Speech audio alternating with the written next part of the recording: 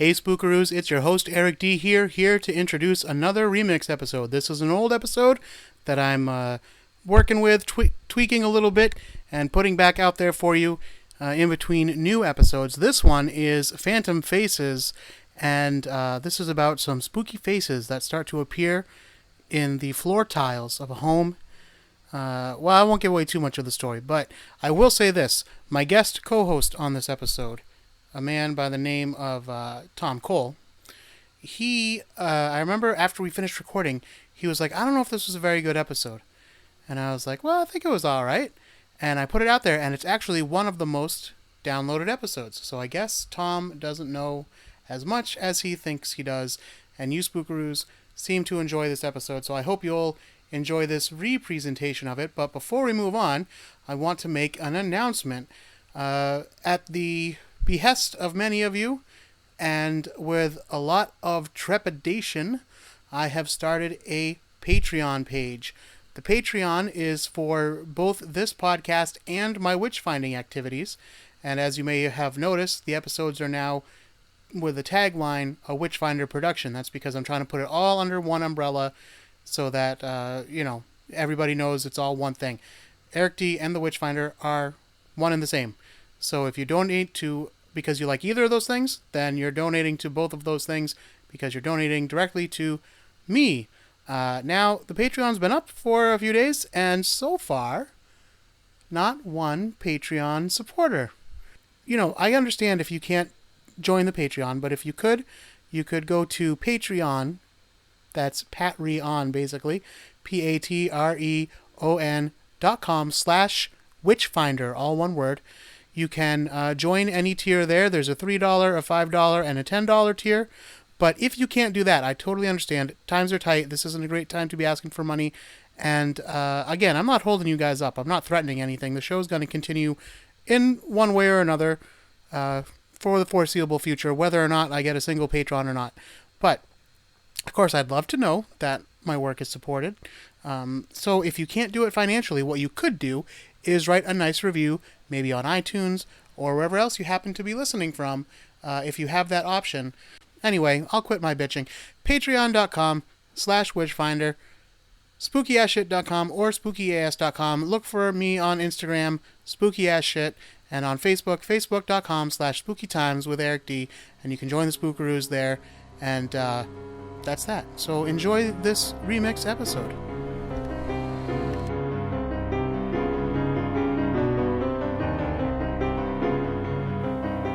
Welcome to Spooky Ass Shit. I am your host, Eric Dwinells. My guest co-host tonight, returning once again, comedian Tom Cole. Hello, Eric. How are you? I am doing wonderfully. How are you today? Good. All right, let's do it. Let's get right into it. All right, what are we doing today? Our subject today, Phantom Faces. What? That sounds cool. It is cool. It's very cool. All right. Now, when I was a child, there was a special that aired on CBS television. It started off as a one-off, but eventually it got picked up as like a short little series of specials. Okay. I think they ended up doing like 4 or 5 maybe. Right. But it was called Haunted Lives, True Ghost Stories. Ooh, sounds spooky. And they were all allegedly true ghost stories. And I remember going on a field trip. I was in 3rd grade. And it must have been the day after this aired because at lunchtime on the field trip, we were all sitting on the stairs of wherever we had gone.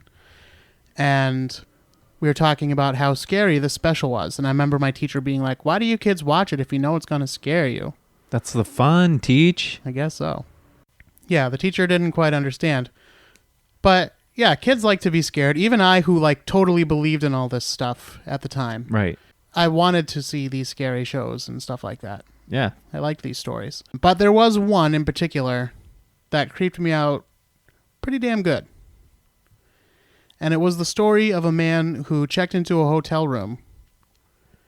And he went to sleep at night. And then all of a sudden, like, he started to hear, like, kind of like voices and giggling and just kind of like little weird noises. Right. That he couldn't quite make out. So he jumps up in bed and he's looking around and he can't find any reason for the noise. But then he looks at his TV, which had been turned off. Yes.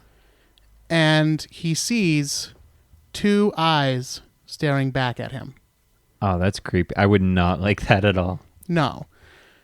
So he freaks out, and then suddenly it turns into a mouth. Just a mouth with teeth. Kind of like the Rocky Horror one, but just in black and white. Right. And he runs out of the room, and he goes and gets a bellhop, and together they run back to the room, and he's like, look, the power's turned off, but do you see it? And then the thing opens the eyes again, and you see the eyes and the mouth together. He runs over, and he unplugs the TV. Still there. Face is still there. Oh, that's awful. And I forget what the point of the story was. I think she'd been murdered, and she was trying to get this guy to, like, help solve her murder or something. Right. That was the point of the story. Now, is there a clip of this anywhere that the people can reference? Yes, there is. And I will, you can only find it in long form, because I guess most people didn't find this particular part as scary as I did. But I will shorten that clip and post it to the Spooky Ass Shit YouTube account. And I will put it on spookyassshit.com. Very so cool. Find it so there. they can link it easy. Yeah, and on Facebook too. Spooky Ass Shit. No, facebook.com/spookyas. Very good. Tom did the slash motion for all of I you. did. You didn't see it, Nice. but I did it. That was a /. Yeah, I should point out that for years and years and years, I didn't know where I had seen that. I just remember seeing it on TV. I didn't remember the name of the special or anything like that. Yeah. Right. And just one day, randomly, it was bugging me because that caused me to be afraid of TVs that were turned off for a long time. Like, I would not look at a turned off television. Oh, yeah. You see something like that as a younger person, that sticks with you. Yeah, I thought a face was going to appear. Not even a face, eyes and a mouth. Oh, absolutely. I thought yeah. eyes and a mouth were going to appear on every blank screen. And I was like, nope. Not looking at it. Nope. It can't appear if I'm not looking. Actually, to this day, I still like to fall asleep with the TV on. That could be today. It's Interesting, not, yeah. It's not because I'm afraid I'm going to see a face. I wouldn't say, but maybe subconsciously that is right, like yeah, where absolutely, it came from. yeah. It's kind of ingrained in you at this point. I like pictures and noise, and it doesn't have to be that loud because I'll turn it down, but I just like a little bit of noise to fall asleep. That's so weird. That's interesting. And, light. It's weird. Yeah. But anyway, I asked randomly on Facebook. I'm like, I described it. I described the scene. I said, does anyone remember this? I remember that we all talked about it at school, so there's a chance somebody might remember it. Right. And this woman, Marita Beale Everhart. Ooh, that's a name. It is. Marita Everhart. Doesn't that sound like a True Detective It like does. kind That's of a name? pretty sweet name. Yeah. Marita Everhart. That's one a writer Girl would love to detective. come up with. Yeah. Well, she... That's and a name I would she- write something, sorry to cut you off, Yeah. that I would come up with. I'm like, nah, I can't use that. It sounds fake. No, I told her after this because she and I went to high school together. Right, Marita? Yeah. And she wrote to me and said, "Oh, that might be it was called Haunted Lives, and you can probably find it on YouTube if you look." And I looked, and that was exactly what the fuck it was. She nailed it. And I was like, "That's amazing." Marita, coming through in the clutch. Marita Everhart, girl detective. Ah, what a name. And she's a sweetheart. I say girl detective because that's what they would have said in the 40s. Yeah. Marita Everhart, I know it wherever sounds- you are. She's in Hopkinton, I believe. Well, Marita Everhart of Hopkinton, God bless you. Yeah, I'm gonna point this particular episode out to her. Woohoo. Getting props. I haven't All right. seen her in, well, I won't say how long, but a long time It since doesn't high matter. school. It doesn't matter. But Marita, if you're there, we should hang some time and talk about ghosts. Absolutely. You know what? It's not scary, but is there phantom faces in a song? Like in a, There in a is Broadway song? Yes, you fruit. It's from Les Miserables. Right. Okay. All right. That makes sense that I would know it. What's the lyric? That is. And what song is it? That is from.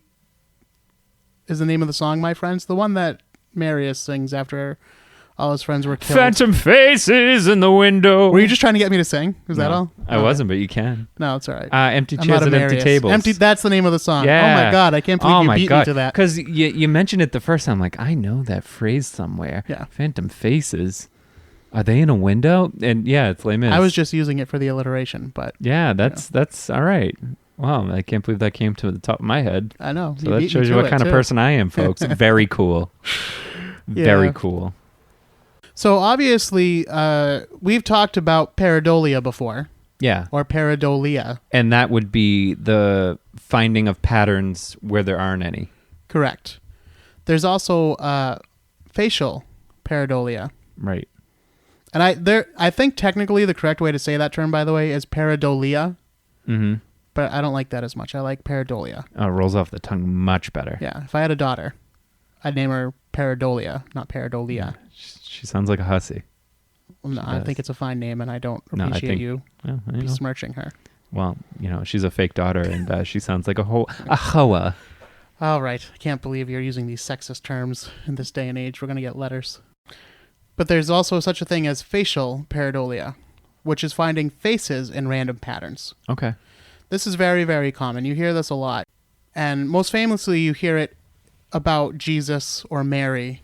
Right. Someone will say like in the grilled cheese. Right. In the grilled cheese that was famous probably more than 10 years ago now. Oh, early 2000s, I would guess. Yeah. But anyway, yeah, an old woman who said that she burned some toast and it looked like the Virgin Mary. Mm-hmm. And they said, it's a miracle because someone bought it to us. Someone bought it. GoldenPalace.com bought it. It's insane. Something like that. And then she went on tour with it, wearing like Golden Palace t-shirts and stuff. And it was framed like in a shadow box that said Golden Palace. Good for her, I guess. That's the thing. Like, sometimes I'm like, how am I struggling financially? And yet, like, if I had just burned a grilled cheese sandwich and made a big fucking deal about it. Your life would be completely different. Yeah. I gotta do that. It's insane. Well, I'm gonna I guess start burning stuff and guess she won the grilled cheese lottery. Yeah. Yeah. Another thing that I've talked about on the show before, I think, it was with you, is a book called Strange Stories, Amazing Facts. Right. Yes, you brought that one up. Yeah. This is like a Reader's Digest compilation that I was obsessed with as a kid. It had been my my grandfather's. And somehow it ended up in my hands. And the book looks like it has some age on it. It's been gone through many times. Yeah. And my dog chewed some of it. But I used to flip through that book all the time. And one of the things that grabbed my attention was a picture of these faces. In fact, I want to read directly from the book. All right, let's read. For a second. An elderly woman and her infant grandchild were sitting in the kitchen of their village home when suddenly the child cried out excitedly. The innocent eyes of the child had seen nothing more than a diverting new game. But it was a game that terrified the old woman and developed into a mystery for which scientists, despite every test, have as yet been unable to find any natural explanation. It happened in the village of Belmez, not far from the city of Cordoba in southern Spain, on a hot morning in August 1971. Now that's just the first paragraph. Yeah. Does that grab you? Oh yeah, I'm feeling in. it. I'm in. All Belmez. Right. So the child had seen a human face that seemingly spontaneously imprinted itself on the floor. The face looked troubled, and the book says that it looked infinitely sad. The family tried to wash it out, and doing so only made the eyes open wider, and the face grew even more sorrowful looking. Oh, poor face. It was sad to be washed away. Oh. Face doesn't want to be forgotten. Well, the woman's husband came home and saw it, and he decided that it needed to be destroyed. Right. So he tore apart that part of the floor with a pickaxe. They laid down new cement. But guess what? Face reappeared? The face reappeared. Oh, no. Now, this had become the talk of the town. Right. It was getting to be famous all through the town. Yeah. And surrounding towns. To the point where the mayor himself heard about it. And he said, do not destroy that floor. We're going to take samples and we're going to study what's going on here. All right. Smart mayor. So parts of the floor were removed and the new floor was poured. But then, 3 weeks later, new faces appeared. And not just one. First there was one, then there was two, and then there was a series of faces that all started to appear at the same time. Oh, wow. So this became a tourist site. Oh, yeah, of course. Known as La Casa de las Caras, or the House of Faces. An official inquiry was begun, since the house had become famous. Parts of the floor were removed, and the earth underneath was dug up. Now, actually, the only reference to this I could find, because I looked this up online, the only reference to this I could find was in the Reader's Digest story version. Really? About them digging up the floors. But even like Wikipedia or Google, none of that? They talk about taking samples from the floor, but they don't talk about an excavation like under the floor. Right. And especially what they mention in the book is that when they excavated the floor, they found a medieval burial ground. Oh, man. All right. That's kind of what I would expect they would find. Yeah, but yet it's only referenced in that book. That's really interesting. I wonder why. There's actually not a lot of info about the case in general, even though, as we'll discuss, it's still sort of ongoing. But you would still think there'd be a lot more information about it, but really, you can find the Wikipedia page and you can find a couple articles posted elsewhere, but they all basically just kind of say the same story, that these faces appeared and it's been happening on and off for a number of years, and the different theories as to what it could be. And that's really what most of the pages say. They don't say anything about the burial ground. They don't say anything about corpses being found under there and all that stuff. So basically, I think that that's probably bullshit. Okay. That's a really good hypothesis. Yeah. Not even saying that Reader's Digest made it up, but maybe that was an early part of the myth that became too easy to disprove. Right. So now it's not part of the myth anymore. But even if that was the case, you would think, at least on Wikipedia, they would say the owners claimed they found remains under the house, but this has been unsubstantiated, or right, yeah. But there's no mention of it at all. So it's a really weird, interesting. Yeah, Reader's Digest. Where are you getting your facts? Yeah, that's what I want to know. Scallywags. After they allegedly found a burial ground and everything in the kitchen was locked and sealed. So no one could go in? Correct. And nothing can get out? Yeah. The family claims that the faces changed subtly on the kitchen floor still at this time. Oy. The faces that were still there. Subtly. Okay. So you wouldn't really notice unless you were really looking. Right. But, strangely enough, during this time, faces began to appear in other parts of the house. Oh, they want to be seen. That were not locked up. Yeah, they really want it to be seen. Yeah. And apparently they still appear on this kitchen floor. To this day? To this day. Really? Even though the original homeowner has died. She passed away in 2004. Yeah, but I guess the spirit... When she was more elderly at the age of like 84 or something like that. Oh, okay. Well, I guess the spirit... Well, it doesn't sound like it's a mean spirit at all. It just kind of just wants to be seen. Yeah. Well, we'll get to all that stuff at the end. We'll get to the explanations as to what it could be. I'm jumping the gun here. Also, another thing that was only mentioned in the Reader's Digest version of the story is that they placed ultra-sensitive microphones inside the house, which picked up crying ghostly voices speaking in unknown languages. Oh, all right. But again, only mentioned in that one source. Yeah, just that one thing. So there's no proof. No. There's different theories as to what's going on here.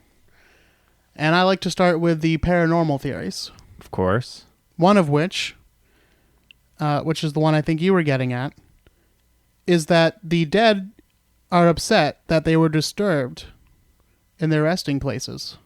Okay, yeah. And they are trying to express this. Yeah, by being seen all over the home. Right.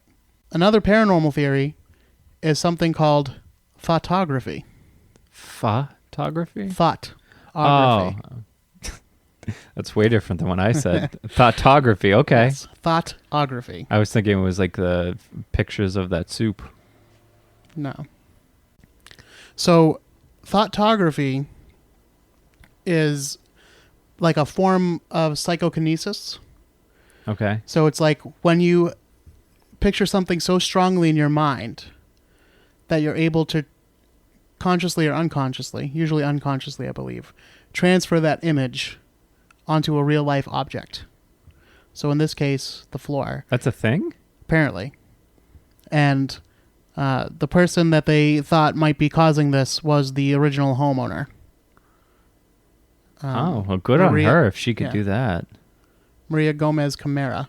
Maria Gomez Camara. Yeah. They thought that she might be having thoughtography. Well, good for her. Yeah. If you However, had thoughtography, what would you do? They'd probably just be obscene. Just because that would be funny. Like Mickey Mouse and Yeah, stuff I would. like I that. would really concentrate on people's foreheads, and like think of things to put on people's foreheads. There you go. Like people, like an old lady at work who I don't like that much. Like I'll give her like teardrop tattoos, like she's done time. All right. That's what I would do with thoughtography people. All right.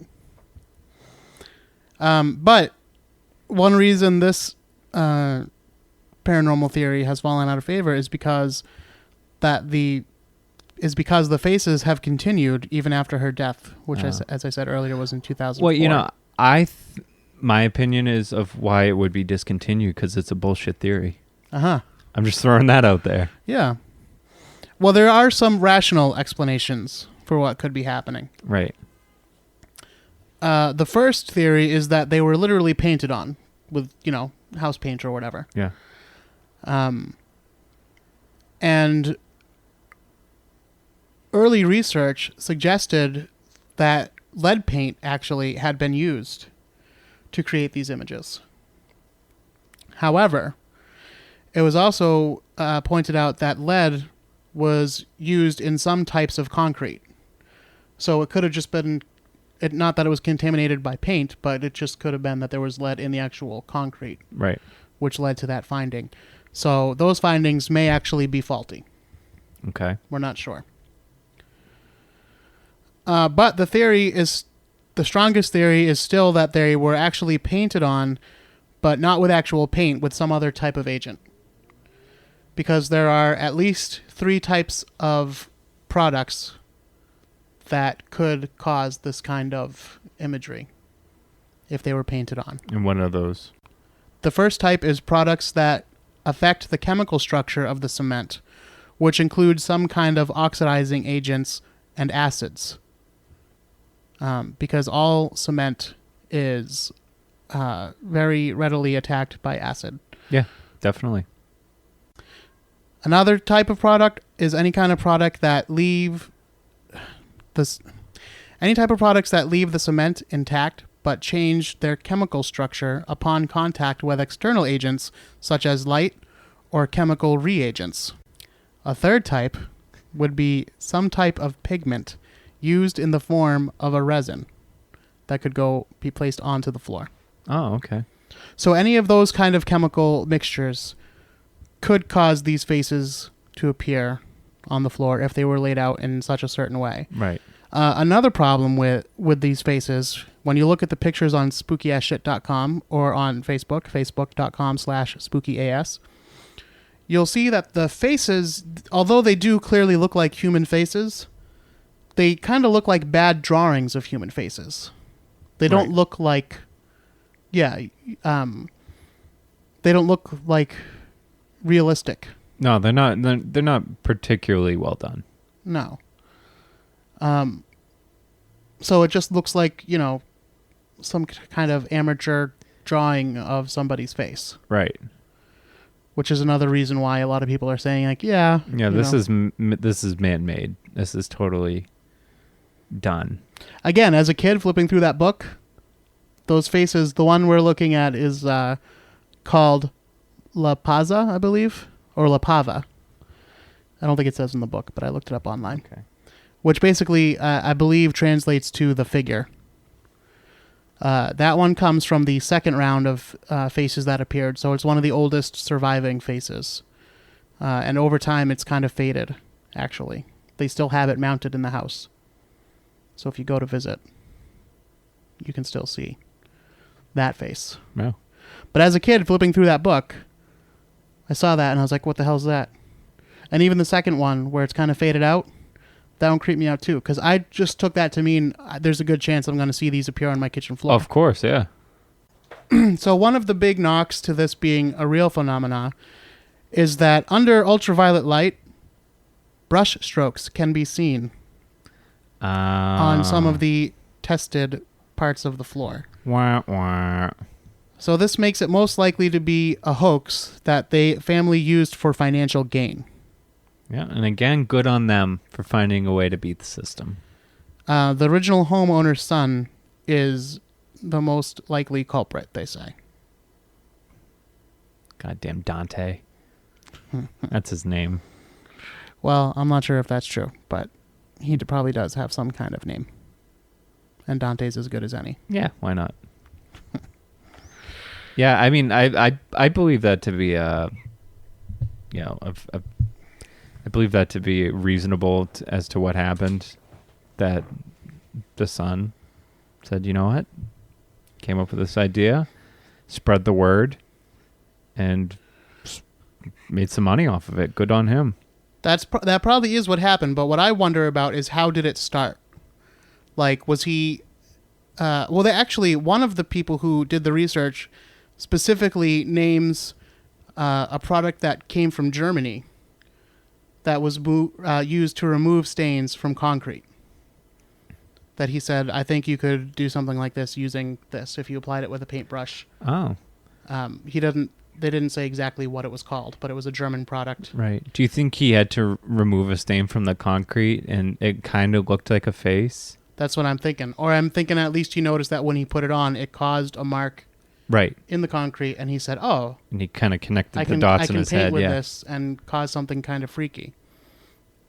It also seems likely that it was something that didn't appear right away. Like, you could probably see it as it was wet, and then it dried and you couldn't see it. Yeah. But then once it was exposed to oxygen and it oxidized a little bit, or maybe light, whatever the reagent, as it were, right. as it says in Theory 3 there, that's when the face would appear, which also would explain how they seem to appear out of nowhere. Right. Although I do find it suspicious that once the kitchen was sealed, the faces changed only subtly and no new faces appeared in that part of the house, but they suddenly started to appear bam, where they all hadn't around the appeared other, anywhere else before. Yeah. So, looking at it now with a rational adult brain, yeah, you can kind of see what's happening there. I'm calling bullshit on it. Yeah, Dante. But as a kid, it scared the crap out of me. Yeah, and I can see that. I was afraid of televisions, and I was afraid of kitchen floors. Afraid of televisions and every surface in the house. You never know where a phantom face is going to show up. Now, I have one more little shorty about phantom faces. This is a real short one. Okay.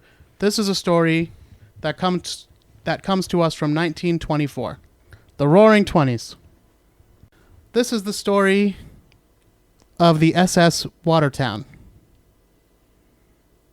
In 1924, two men, James Courtney and Michael Meehan, were cleaning the cargo tank of the SS Watertown. In some type of freak accident, which they don't get too heavily into explaining exactly what that accident was in anything that I read. But anyway, there was some sort of freak accident aboard the ship, and the two men became overcome by gas fumes, and they died. Now, in accordance with naval law at that time, these two men were buried at sea. Right. However, after that, other sailors on board the ship began reporting that they were seeing these soldiers' faces looking up at them from the water. Oh, wow. Okay. Now, if the ship was anchored, you just think, well, the bodies floated back up. Yeah, right. Yeah. And they're literally looking at the dead bodies. But the ship wasn't anchored. In fact, it was traveling through the Panama Canal on its way to New York. So these weren't their bodies looking back up at these men. So the captain didn't believe it at first, but then the men said, no, come down and look. And see, we've been, like, it's not just now, we've been seeing these for days. So the captain goes down and looks, and he does see two faces. Huh. So he radios into his command and says, I don't know what to do about this. These two men died, which was terrible and tragic, and we all feel very bad about it. But now we're seeing their faces every time we look overboard, staring up at us. Yeah, in the water. From the water. So the command says, take a picture. which actually is a very reasonable thing to say. Oh, totally, yeah. They're just like, oh, dude, take a picture. Yeah, picture, it didn't happen. Get a good one. Yeah. So I'm going to pull up a picture now for you to see. There's a picture, okay. There is a picture, and I'm going to put it on spookyasshit.com and facebook.com. This is a Roaring 20s picture. A Roaring 20s ghostly picture. So it's not the clearest picture, but there do seem to be two vaguely human forms. Yeah. Human faces. They're kind of skull-like. Yeah. Now, I don't know if I look at that and say, oh, that's Johnny. I didn't know. No, I didn't know these men, but I would assume that it doesn't really look very clear to me. Aside from the fact that it does sort of look like two eyes and a mouth. Yeah. And maybe the outline of a nose. However, one of them is partially covered in this picture the ropes. By some ropes. So who knows how far this ripple goes. But again, I would say more likely than this being a picture of phantom faces is that this is what we would call facial pareidolia. Yeah, so finding a face. So this is just a random pattern of waves in the water and the sun reflecting off it and whatever else. But if you're looking for it, you can see two faces in there. But you be the judge. You go to the website and tell us what you think. I mean, take it, keep it in your mind that when you're looking at a picture, that's just a moment of time. Apparently they were seeing, these figures for extended periods of time, right? Yeah, so they claim a few days anyway. So, I mean, it's maybe it's not that they got lucky with this one picture and it kind of maybe looks like two figures. It's something they were seeing. Look at you sticking up for the paranormal. Yeah, why not? I'm always on the other side. Let's defend. Well, if that's the case, then that's the case. I don't know. That's the claim, that they saw these things not just this one time, but that they were out there for days and saw these things. Yeah. But yeah, I mean, it's the picture that it does look like two faces, and they're both looking the same direction. I don't know. I don't know what to think on this one. All right, we might have found the ghost story that Tom believes. Yeah, I'm turning the tide. All right. Well, like I said, you go to spookyashit.com. Yeah, you decide for yourself, folks, and write in. Look up I believe this will be episode 24, so you can scroll down until you find episode 24 on the blog page. Yeah, and the pictures will be there. Let us know what you think and what you see, and you can email it at spookyas@gmail.com. No, spookyasshit@gmail.com. Oh, okay, there you go. You can let us know what you think, because this is really, we'd love to talk about it on on maybe Eric, next time I'm here, we could talk about it about some of the responses we get. Viewer mail? Yeah. A viewer mail episode? That'd be great. Sure. Yeah, and also if you have any questions or comments about the show, go ahead and let us know, and maybe we will do a viewer mail episode. Yeah, or if there's any topics that you have that Eric hasn't covered. Sure. There's still plenty more to go, don't you worry. Yeah. Don't forget to share the show, however you do. If you do it on a way that's not through social media, you can take a screen cap and email it to spookyashit@gmail.com. So you can enter that way too. But if you have a friend who's interested in the paranormal or mysteries or anything like that, go ahead and turn them on to the show. Why not? Yeah, right? That's why I love doing the show. I like chatting with Eric, but it's great seeing the number of subscriptions keep going up and up. So I'm really happy that people are enjoying the show. Yeah. It's good to know, because we're literally sitting here in my living room doing this.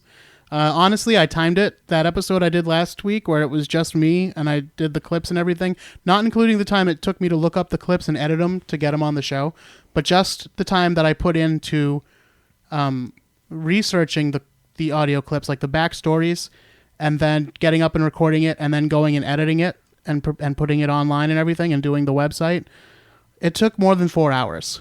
Yeah, and that was only a 38-minute episode too. So yeah, you imagine the longer ones, and you folks don't see it, but Eric shows up with many pages of notes on every topic, and this wasn't even a well-studied topic, and he had a lot of pages of notes. I mean, I just show up and yeah. I'm here to chat, but Eric, he's very well prepared. So a lot of time and effort goes into this, and he's not getting any money for it. No, and by the way, my point of mentioning this isn't to have pity on me.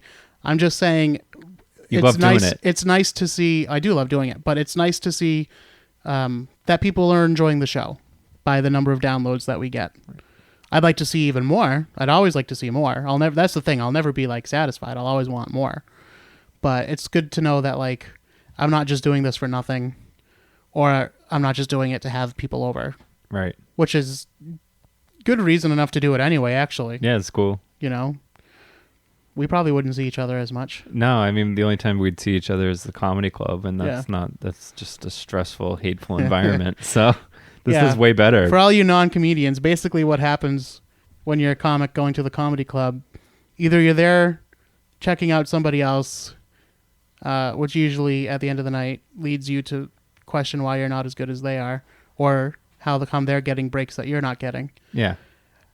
Or you perform, and then generally you feel kind of bad about it, I guess. Yeah. Is that true, would you say? That's a fair assessment, yeah. Like, you don't... I'll say this. It's very rare that you feel pumped about how well you did. It does happen.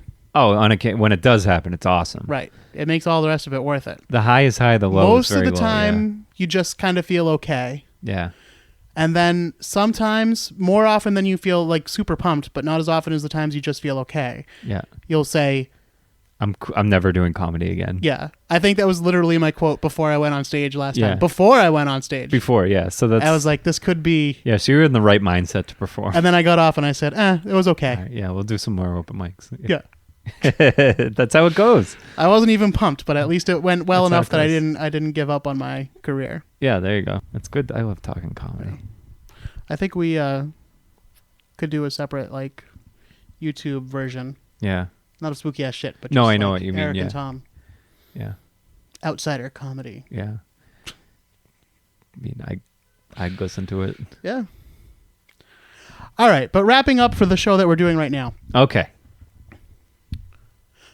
So I guess really that's all I could find. I was really hoping, like I said, to find more information on the story from Spain about the faces in the kitchen, because it's like a pretty well-known story. But when you look online, like I said, you only find basically the same information. Yeah, and I'm really surprised about that thing. It is such a well-known story. I mean, there's pictures, there's this, that, and the other, but it's not really out there, I guess. Yeah, and it's been happening for like over 40 years. Yeah. So you would think, hey, it's out there, but no. No, I guess not. So I was a little concerned when I noticed that. I was like, this episode's going to go short. Well, I mean, I guess it's a good thing that Reader's Digest just makes things up to actually fill some facts in. I guess so. Or not facts, just details. Those stories came out of nowhere. Yeah. Yeah. Oh, we should have thought about that. We should have thought of ways to improve the story. All right. So again, please don't forget to share the show however you feel comfortable doing that. And please, please, please rate us on iTunes. Yeah, write a review. Write a nice 5-star review. Yeah. 5 stars is preferable. Yeah. So give 5-star review, but let us know what you like and don't like. Yeah. But mostly like. Well, if you don't like something, just email us. Don't put it in the Oh, yeah, the that's a review. good idea. Come on. Yeah, I'm not in the podcast Yeah. game. If you like something, just tell us in the review. Yeah, there we go. That's if you don't better. like something, you can email us. That's a much better plan. Yeah. All right, folks. I think that's all I've got to say. Stay spooky. Until next time, don't be afraid. Spooky ass shit. Spooky ass shit. Spooky ass shit with Eric and us.